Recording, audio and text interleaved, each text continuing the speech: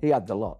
He was the complete all-round player as far as I was concerned. He was a colossal player and very difficult to play against because he was so strong and so big for his age.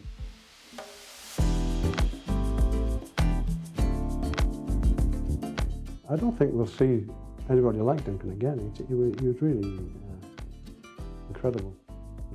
Someone of his age and his maturity, both physically and mentally, in every way. He had everything. He was such a nice person. He was so modest about things that he really, you were always pleased to see him. And I know the rest of the team were always pleased to see him because here's this strength and this power in an England side. Wolves, Albion, and all of them, they were all after him, you know. And I said, well, I don't know what you're going to do soon. I said, you'll have to make your mind up sooner or later. He said, I'm going to bed, Mum, this is the night, you know. I said, okay then. He said, I'll tell you more about it in the morning.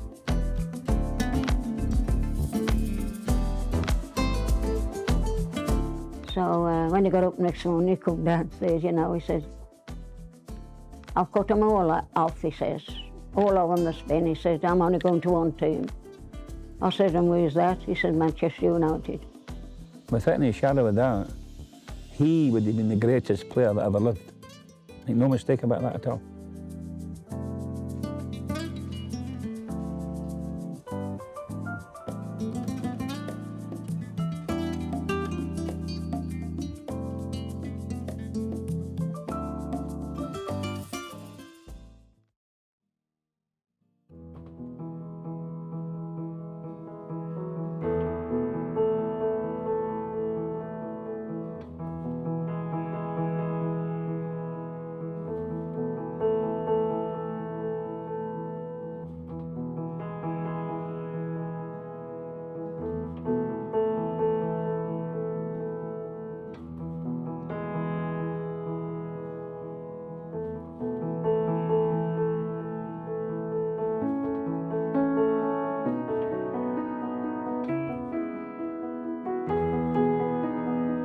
Duncan Edwards was born on the 1st of October 1936 to Gladstone and Sarah Edwards in the small market town of Dudley in the West Midlands. Iron foundries and forges provided the main source of employment for the local workforce. The area resounded with the permanent drone of working hammers, and the sky was dulled by thick plumes of smoke. Hence the area was known as the Black Country.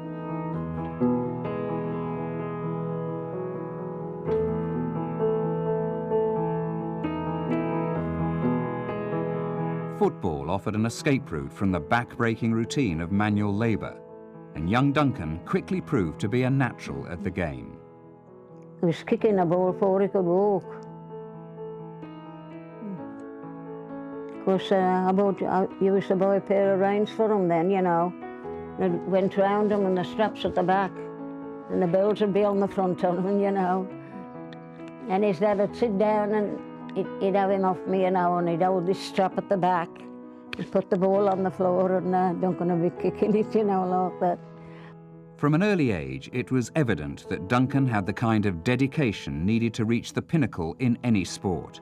He would spend hours practicing his skills at the nearby Priory Park, perfecting the awesome blend of technique and power that would one day electrify crowds from Manchester to Madrid. Someone who remembers this schoolboy prodigy well is former childhood teammate Fred Brooks. I had the pleasure of playing, or the privilege of playing with Duncan in 1951-52 for the local schoolboy, for the local town team, along with other members from our school. The first memories of Duncan was how big he was. So big, so broad, and so good at the game of football, his control of the ball and everything. And he was just a born leader. I actually knew Duncan from probably a few years before that, because when you play for the school, you play against the same schoolboys year in, year out, from one school, the junior school to the senior school. But to actually play with him and see how good he was at that age, he was just like a true today, professional, man professional amongst boys. Never a show of Duncan, you know. He'd go and play, you know, for the school, like that. And he'd have his bag. And I wouldn't know till I got his clothes out of that bag, what he'd won. Either it was a medal or a plaque, you know. Because he won plaques as well as his medals, you know. But it was never a show-off with anything like that, you know, if he won anything, no. No, he just played because he loved the football. Yes, I knew Duncan when he was around the age of 8, 9, 10 and 11, when he was playing school football in the borough. He was obviously an outstanding footballer at that stage. And of course with Duncan Edwards, it wasn't just a case of playing football for the schools and organised football. Duncan would always play football with anyone. Wherever there was a ball, Duncan Edwards was there. We were playing at Redditch, at Dudley. And the only time we did manage to get out was if Duncan had the ball, and he was such a big man. And I remember him now going up the left, because he was more of a left side player than a right. And one or two of the young lads trying to chase after him. And imagine a big man, you know, so big, battling a gale, carrying the ball with him, and failing young lads trying to catch him. And that was actually true. It was absolutely freezing. It was a gale force wind. It's the only time we got out of our penalty area. A school essay dated the 10th of December 1951 shows how close Duncan was to realising his boyhood dream. A true wish. Well, it all began when I was a little boy of about 7 years of age. I heard my father talking about a place by the name of Wembley Stadium. It was a wet day in April, and my Uncle George and Dad were sitting around the fire, and my Uncle George said to my father, "I see England are playing Scotland at Wembley next Saturday." "Are they?" my father replied. I thought to myself, now's my chance to ask them where this Wembley Stadium is, while they're on the subject. So I turned to my uncle and asked him where this stadium was, and he replied, "Duncan, this stadium, as you call it, is the third biggest football stadium in the world and situated in London." I told my uncle I wish I could go there, and he said I would before long. I was 13 and I still wanted to go to Wembley, and on the 1st of April I was picked to play for England against Wales at Wembley Stadium. My uncle was right when he said I would someday go to Wembley Stadium. Duncan played for England's schoolboys for 3 successive years from 1950 and became captain of the side. Everyone was interested in this new wonder boy of football. Many of the local teams wanted to sign Duncan, while the likes of Everton, Blackpool and Manchester United were also keen. I said, "Well, my son, it's your life." I said, "You go where you want to go." I said, "It's your life." And we was hoping that Duncan would one of the Wolves, personally. And he went straight from school to United. There was a presentation to Duncan at the Dudley Technical College. And who made the presentation to him was the famous Wolves goalkeeper Bert Williams. And it was at that meeting that we were told that it's signed for Manchester United, I believe, that day. The morning after his 16th birthday, the 2nd of October 1952 at 2 a.m, Duncan signed for Manchester United. The nucleus of the legendary Busby Babes was now in place. Former teammate Bill Folkes recalls his first meeting with the United's new star. The first time I met Dunk was, I was a part-time player, and we used to train twice a week in Manchester, Tuesday and Thursday. And one Thursday afternoon, Duncan showed up as a schoolboy, and we couldn't believe the ability that he had and the strength and maturity of a schoolboy. And that was my first impression of Duncan then. Well, I first saw Duncan Edwards playing for England schoolboys, and he was an outstanding young player, captained England schoolboys the year before I did. And he joined Manchester United, and I was in doubt whether to join Manchester United at that time because they had so many good players. But I went to see them play Wolverhampton Wanderers in the final of the Youth Cup, which they won 7-2. and I saw this giant playing at left half. I was a right half at that time, and I thought it'd be marvellous to play in the same team as this guy because he was so outstanding. And that was my main reason for joining Manchester United. Well, if I can say that when I first met Duncan, it was for Manchester United at the Hawthorns in a league game. Before the kick-off, I looked at him and thought, oh, hell, look at them build on that man. And I mean, I'm different now, obviously, because of the years have taken his toll. But when I saw him, he looked. And how did you feel against him that day? Very, very strong. Well, the first time I actually met Duncan Edwards and played against him was at Preston North End in the league match. It was the beginning of the Busby Babes. I remember they beat us 5-2 and they were absolutely awesome. And I thought he was a 16-year-old kid, about 6'1", with 13 stone, magnificent skill, awesome. Duncan made his first team debut against Cardiff City at Old Trafford on Easter Monday 1953, just 16 years of age. By the mid-50s, United manager Matt Busby and coach Jimmy Murphy were close to creating their dream team.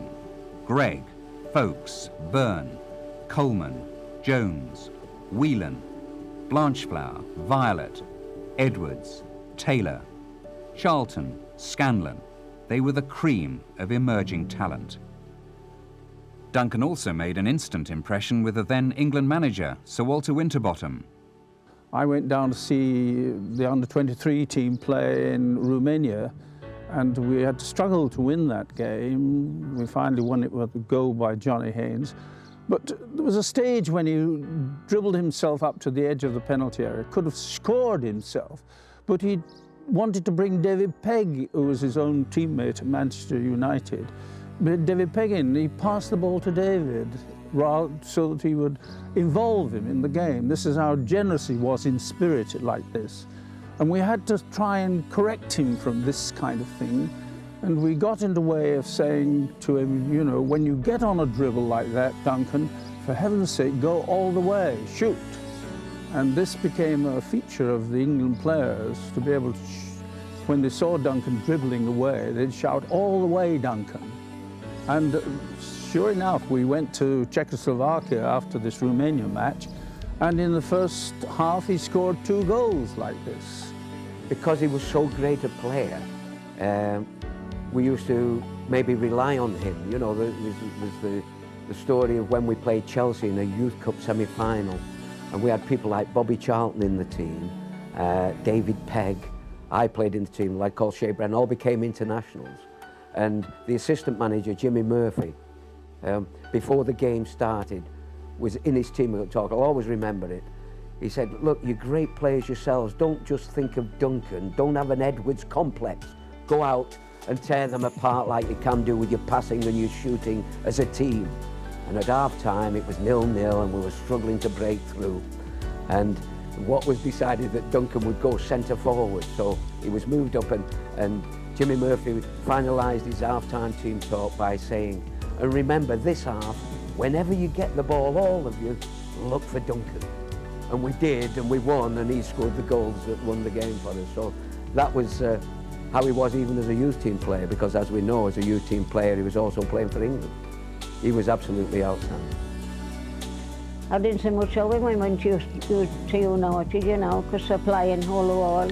But he'd come occasionally, and he'd come with his armful of flowers off this and a box of chocolates or something. He said the lad used to laugh at him on the couch. He'll bring you the flowers and the chocolates, you know.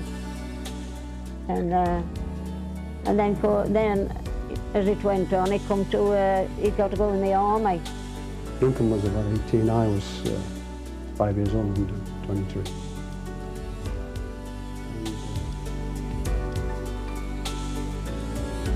And we turned up at Manchester, at the Piccadilly, and of course the rail strike was on, and they just put us in the back of a truck, and we went to Birmingham.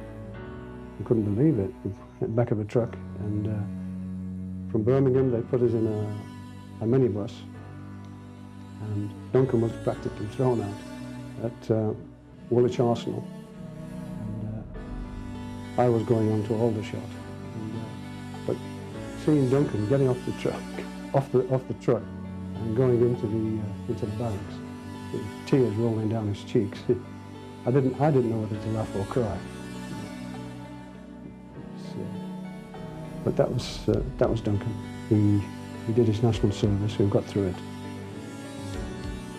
And after that, we had some great wins. Although while we had national service, we both played for United, and we won the championship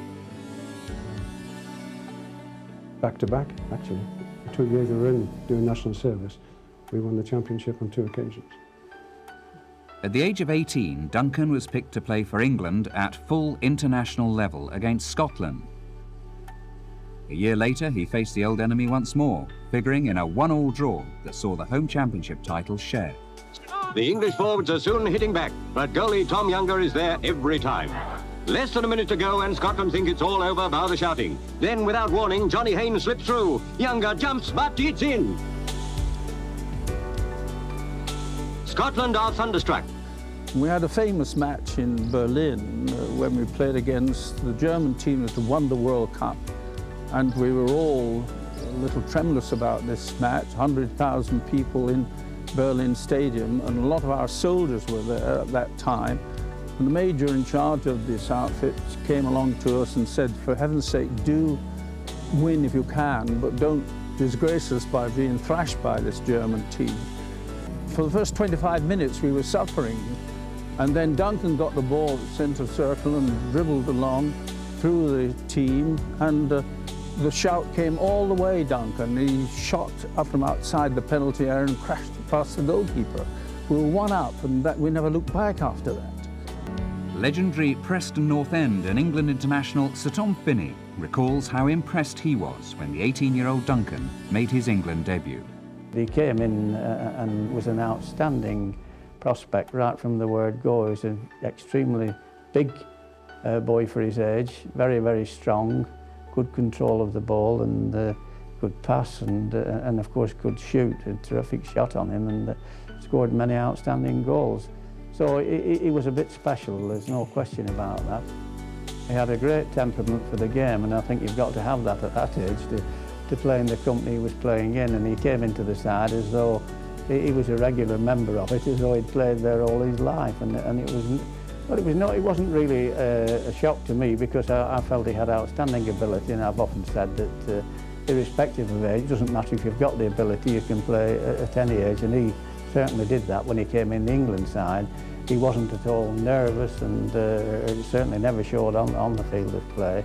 And he went about his job as though he was playing an ordinary league game.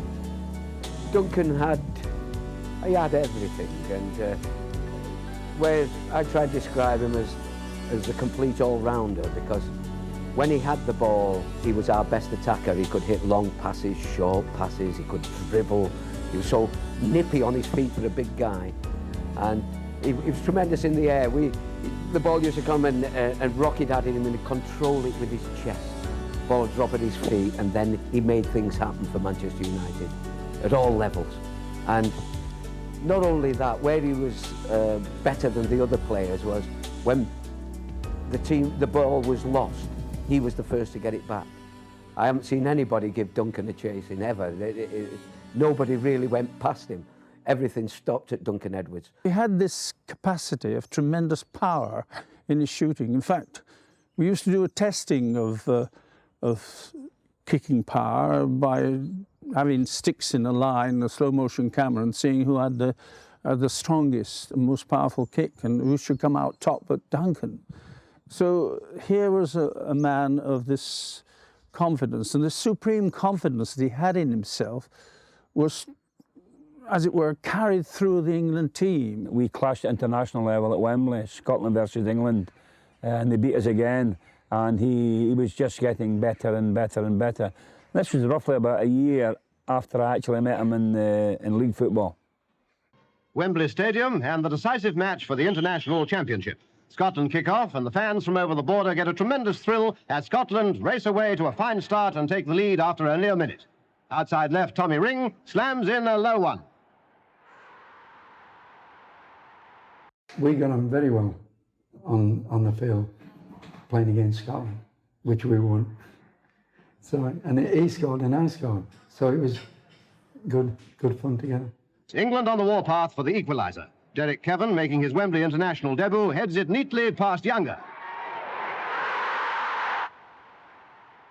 Well, I recall one when we played Scotland at Wembley, and he scored the winning goal, and it was a terrific shot from just outside the box and just went into the net like a bullet. And he, for a youngster to come into a side and play at a place like Wembley and be so outstanding was really something we hadn't seen for quite some time.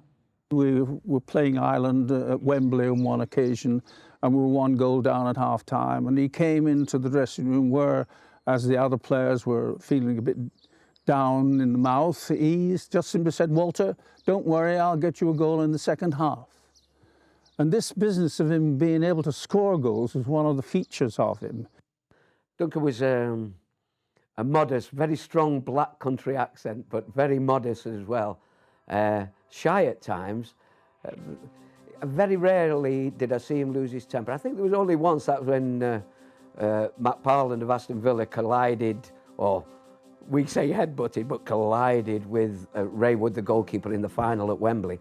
And I think it was, then I saw him lose his temper, but regain it before he got to Matt Parland, fortunately for everybody concerned, you know. But he was a shy, modest man, young man, who had a spark of humour as well, and he was a gentle giant.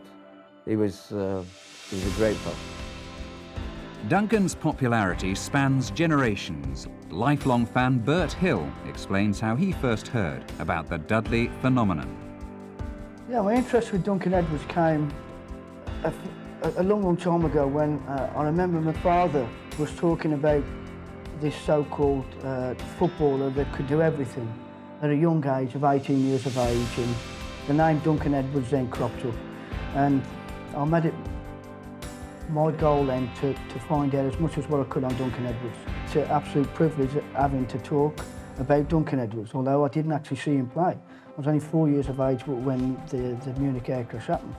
But I'm a big fan of West Bromwich Albion, and I saw Derek Kevin play in '63 against Fulham, and Derek made his debut for England in, I think it was '57 against Scotland, where Duncan Edwards played as well. And I know that Derek scored on his debut.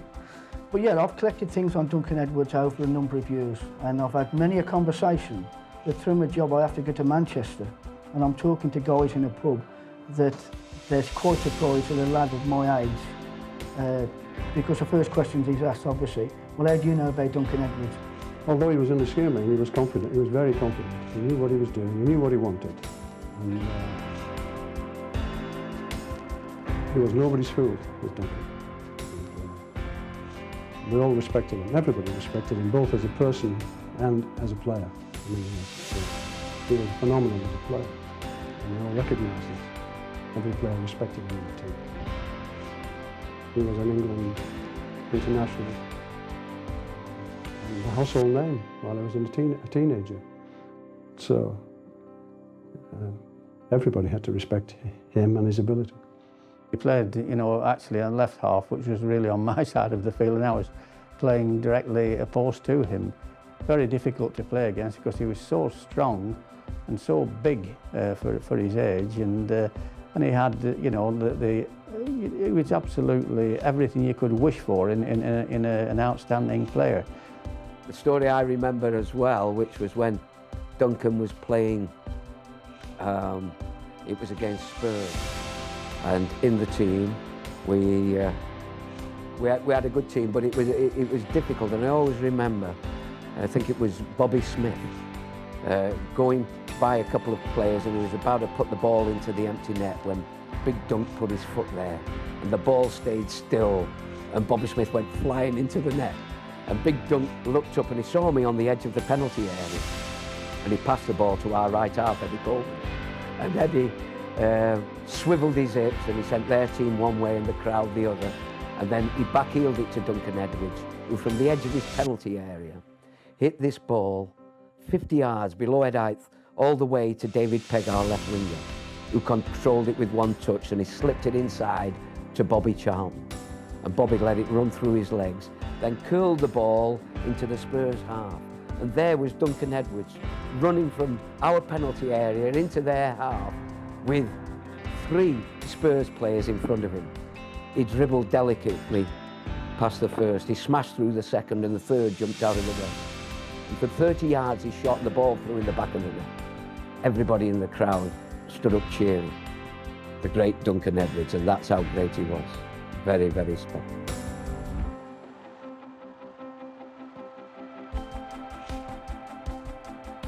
Along with his teammates, Roger Byrne and Tommy Taylor, in the England team at that time, this Busby Bay confidence, as it were, transferred itself to the England team. We felt we were sure going to win the World Cup.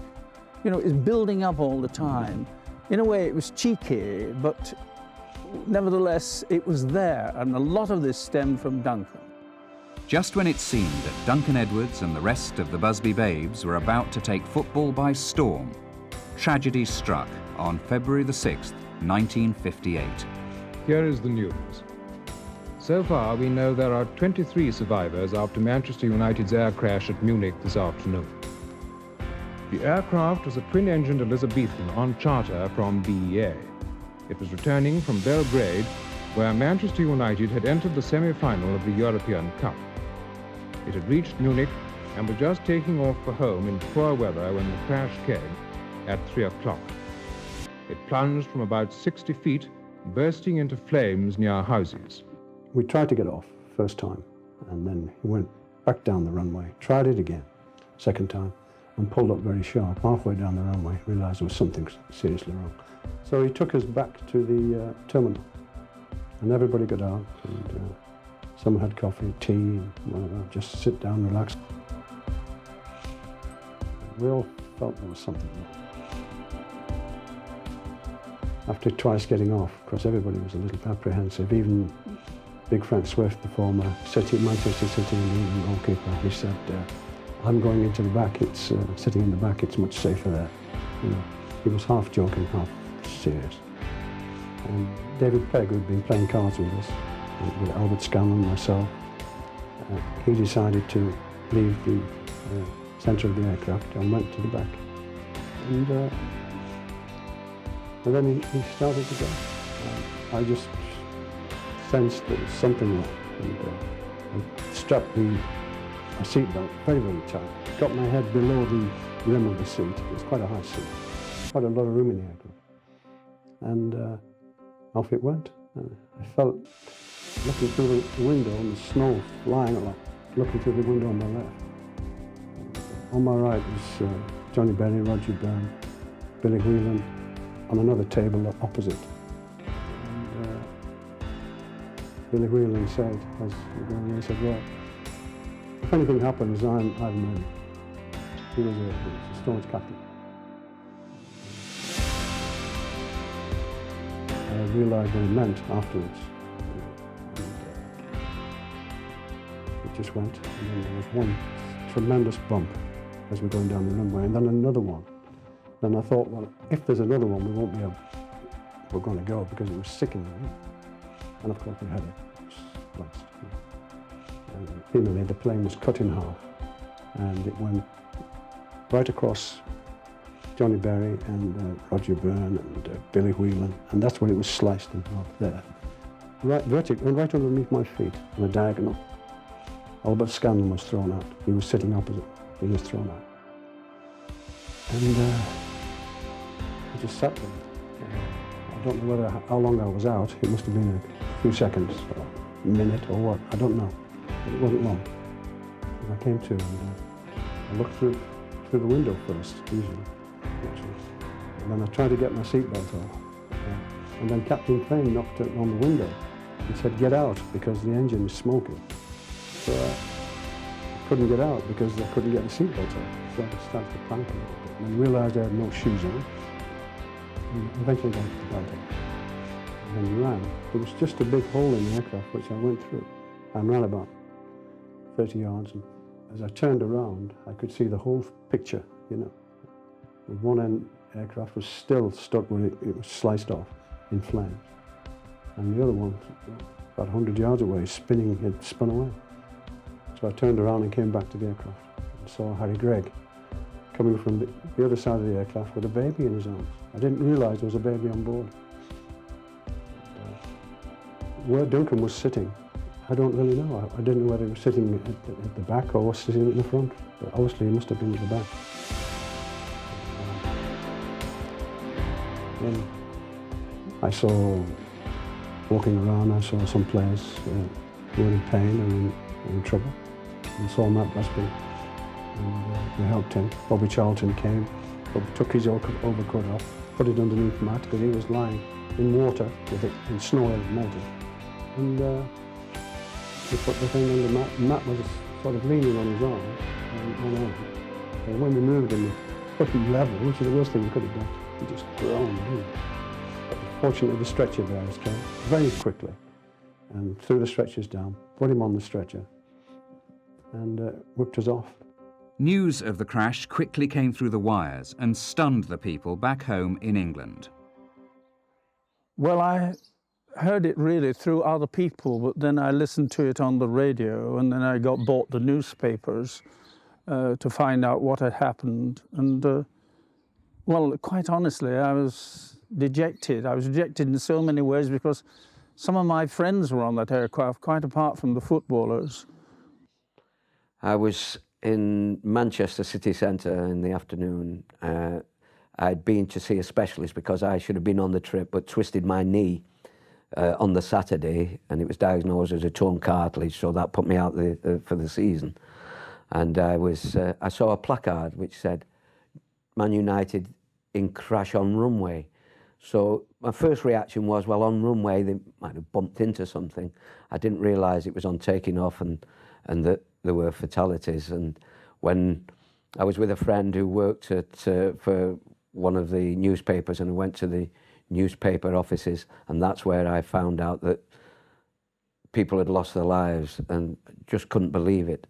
And it was a long time coming through because they didn't give names out. They just gave a few names of survivors, and I can remember praying, hoping that all my friends would be safe. It came on the radio that there'd been a crash, and somebody came in and said to me, you know, that Manchester United aeroplane has crashed, and but there was no confirmation of it, and he just said, it's on the news now, and I'll let you know inside 5 minutes. And then came back, of course, and said everybody had been killed. And then, of course, there were, you know, it was filtering through the news that there were so many had been saved, but they didn't know who they were. When the accident happened, I was actually in Germany, and I was acting as a wireless operator. Should have been listening to Morse code and teleprinting, but we got the RT on, the American Forces Network, which you do, listening to that, and a news flash came on that the Manchester United football team was part of the passengers in a plane crash at Munich. And it just devastated us. I mean, imagine we were all, I suppose, around the same age as Duncan, who was on that camp, and it absolutely devastated us.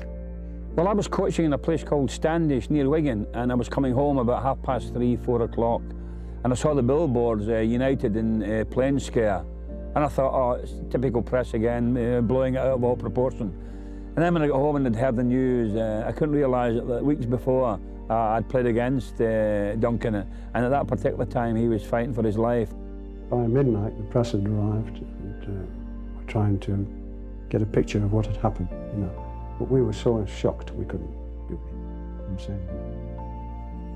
The following day, we went to the hospital to see the boys. One thing that really struck me, and I always think about it, I spoke to the doctor, and I said, oh, they don't look so bad, you know. I asked how Johnny Berry was. He said, but the doctor said, oh, it's pretty bad, you know. I said, how about Duncan? Duncan looked as usual. He said, oh, 50-50. If Duncan's 50-50, then he's okay, you know. And then I heard the news that Duncan Edwards, fortunately, hadn't been killed. And my heart leapt, because here was the player who counted a great deal more than anybody else probably in the England side. But it wasn't to be. And on the 21st of February 1958, 15 days after that fateful afternoon, Duncan Edwards quietly passed away in his sleep. He was 21. Never entered my head that he would die. And of course we were devastated when they gave us the news that Duncan had died in hospital. Of course everybody was in shock and they couldn't believe it. You know. He's possibly one of the greatest footballers of all time. He's just died.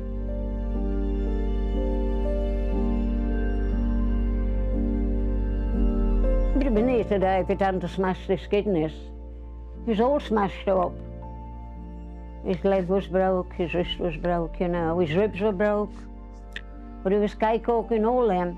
The doctors was amazed how quick he was healing up, you know, his bones. Of course, both his kidneys were smashed to pulp. And because the sadness of it was, a few days later, my wife came to me because she heard it on the news that Duncan had died too. And again, the dejection, you know, you feel, in fact, I was almost in tears. Well, you were getting the news on a regular basis through radio and TV to say that he was fighting hard, but he was in a critical condition, and everybody, I mean, we were all saying our prayers for him, hoping, of course, that he would make it, along with one or two of the others who, of course, were critically ill as well. But it was not to be, and unfortunately for England and for Manchester United, we lost a great prospect for English football. When we heard Duncan had died, it was like a knife being plunged into, because we thought Duncan was going to make it. He was the strong, the Iron Man, and it was such a blow to everybody when we heard that he hadn't come through, because people, the doctors and the surgeons, were suggesting that he was getting stronger, and it was a tremendous blow to everybody. And well, at the time we couldn't believe it, because somebody that powerful, that strong, so much a battler in his young life, we knew, or we felt, that he was the one that was going to pull through. And it really was a blow to all of us when he didn't. Difficult to comprehend that he was no longer with us. You know, long before his prime, I mean, he would have been the greatest player ever, make no mistake about that at all. Pelé and people like that, Cruyff and Beckenbauer and George Best, fantastic players. But I think Duncan would have surpassed them all. The last game he played was at Belgrade, and he just ran the show. He ran the whole game. He was unbelievable. He just the field was quite muddy, and he had this ability. The mud didn't make any difference to his passes. He had the strength and the finesse. He used to sort of skim the ball over the top of the mud with such power, with spin, that it made no difference. You know, he could do this, and lesser mortals, we were struggling in the mud. But Duncan, it didn't make any difference to him. He had everything. You know, I mean, he was a perfect player, and I have never seen any perfect player since. And I think the fact that we played the following Wednesday here at Old Trafford in a cup match against Sheffield Wednesday, I think that helped Terry Gregg and myself to overcome the shock of it. And we carried on playing. You know, we just kept playing and playing. He got a professor over him, Duncan had, looking after him. Yeah. And he was also looking after Mad Busby. And of course, when he knew that Duncan had passed away, he didn't want to live. They had to will him to live again, Mad Busby. He didn't want to know. He wanted to die. Yeah. Of course, really, there was only Bobby left, really, out of the big players, you know, to put him to hang on to, really, you know what I mean. And he did try to get another team, you know, like them, but he couldn't. He couldn't get another team like them. They blended in that well together, you know. It was lovely to watch them play. Duncan's body was brought home on the 22nd of February 1958, and on the 26th he was buried at the town cemetery after a service at St. Francis Church, just a short distance from his parents' home.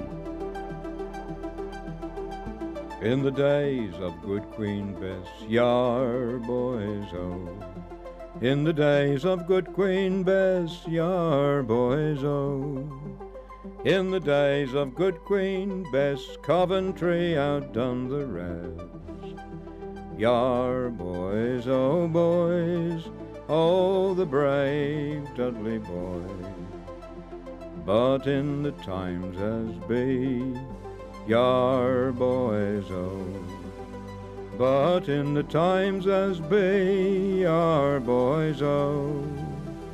But in the times as be, we've outdone old Coventry. I think he would have gone all the way. I think he would have been an outstanding player for England for many, many years, and because he came into the England side as a young 18-year-old and had outstanding abilities, and so England suffered a very, very great loss, and he would have been one of the all-time greats, in my opinion, of English football.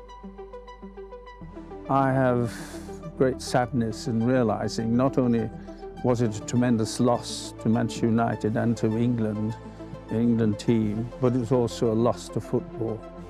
He was a magnificent boy, always cheerful, always smiling, always ready for a laugh and a giggle. He was a lovely lad.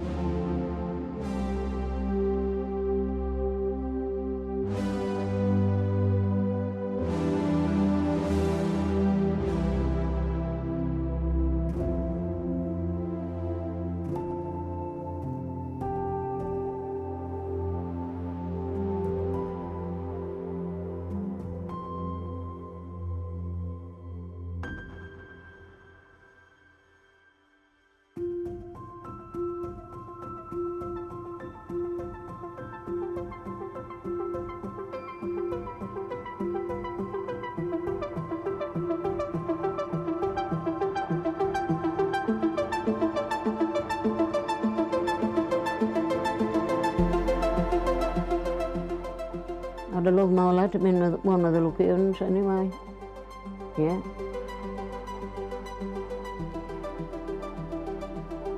But as I say, it wouldn't to be.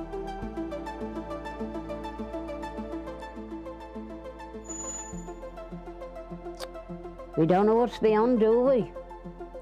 Maybe we're stuck to do greater things somewhere else, who knows? We don't know, do we? I always think that.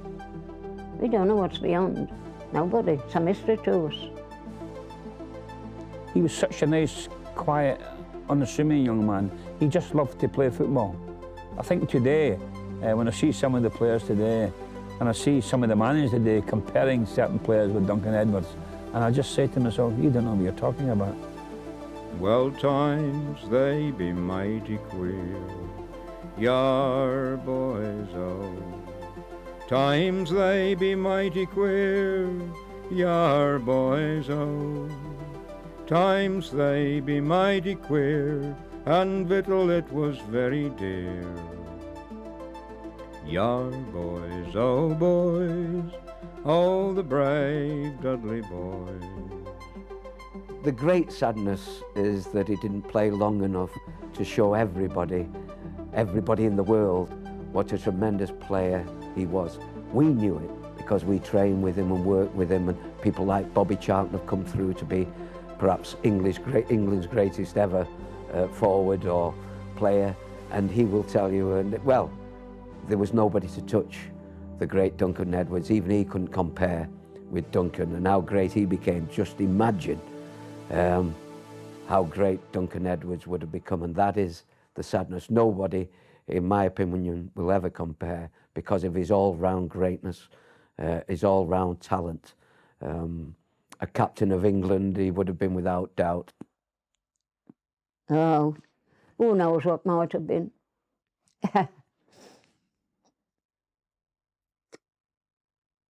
Well,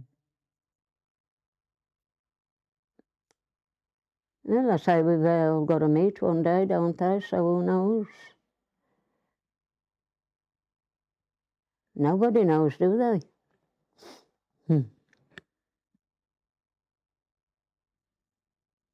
He was a terrific person to know. He was always friendly, always courteous, always polite. He really was too good to be true. But then as a player, he was like he was the perfect player. He could do anything. He could defend, he could attack. I mean, Eric Cantona was a brilliant player. He couldn't do what Duncan Edwards did. Duncan's memory still lives on in his beloved hometown. 40 years after his death, he is remembered at his local church, St. Francis, and the town's leisure centre, which houses his many caps and medals. His resting place in the nearby cemetery is a shrine for hundreds of visitors each year, with some coming from as far afield as Australia to pay respects to their hero. One wonders what he'd have gone on to achieve had he survived. On the 6th of February 1958, on a snowy runway in Munich, a dream may have died, a team may have died, but the memory lives on. Thinking about him and the short time I knew him, and it didn't change him, his stardom. He still knew the lads and he never forgot us. But whoever invented this game of football many years ago must have seen or known that there was somebody named Duncan Edwards someday going to come along to play the game the way he meant it to be played. I just can't think of anybody who could have played it better, his application to it at all. And I think the game of football in my mind was made for Duncan Edwards, the way he performed it.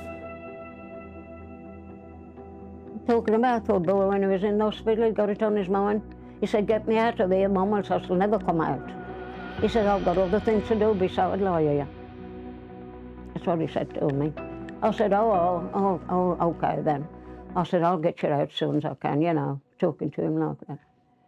And I said, "Well, you better hurry up and get better." I said, "'Cause you got your car, back home." He said, "Oh, you'll keep it on the road, Mum. Keep it on the road, Mum. Till I'll get better, And